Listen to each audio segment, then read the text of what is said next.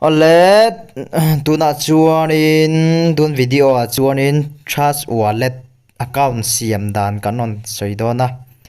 non tilang dona a har salawa Trust Wallet account siam tak hi chu ol sama chuan in amasa in Play Store a han kan lu tanga Trust Wallet ti kha kan search changa kan download phot don ani Play Store tang khan mo chuan kan download anga kan install nuwa tikhian aro langa Trust Wallet kan install a kan download nuwa khanin kan open don ni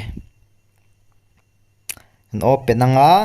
hi create a new wallet a khian wallet thar kan siam dona chuan hi a hnuai zawk khi I already have a wallet ti a khian wallet kan nei to chuan ta khian ti mai tur nia chung zo khen kan tianga create a new wallet khi kan meta chuanin anwai khi helai hi kan tikanga chuan continue khi kan met leang chuan ta hianin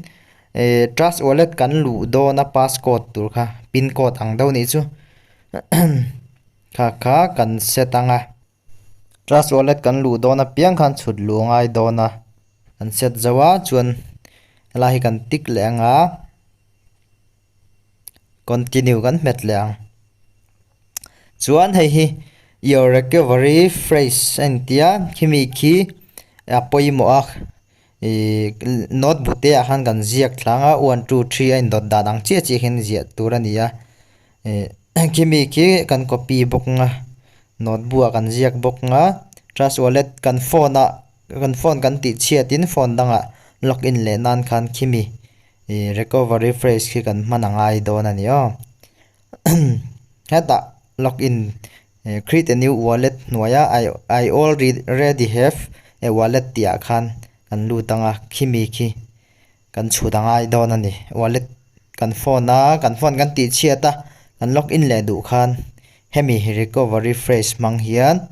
kan login angai don ani o chuan khami kha kan copy fel to chuan continue kan meta chuan ki khatiang ain dot dan chi jeng kan rema kan recovery phrase kha chuan don kan meta tikhian kan siam zo dera wallet chu kan siam zo der Trust Wallet chu chuan in kan recovery phrase kha kan ti bo ta emo kan lo thei ngil ta emo ni chuan phone dang kan phone kha chian nuwa khanin kan login thei to don si lawa chuanin kan khimi kan Trust Wallet ta recovery phrase kan en don chuan khila hi ngan lu tanga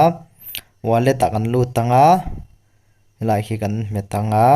chuan khi so recovery phrase anti khimo ta khian kan passcode kan chule anga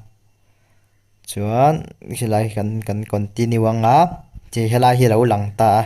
hi kan recovery phrase en dan chu nia kan secret passphrase angani chu hi apoimo a hemi mang hian hemi hi mi nan lo hriat chuan kan account a khan du duin an lut thei dona kan account na poisa om po khan lo la chuak thei dona ni chu wangin hemi hi kan da film khurangai boka kan pass kan recovery phrase hi notebook a khan kan ziak thla anga Trust Wallet recovery phrase kan tianga Trust Wallet a chuan hemi hi poimo ber ani o khami zong kha ni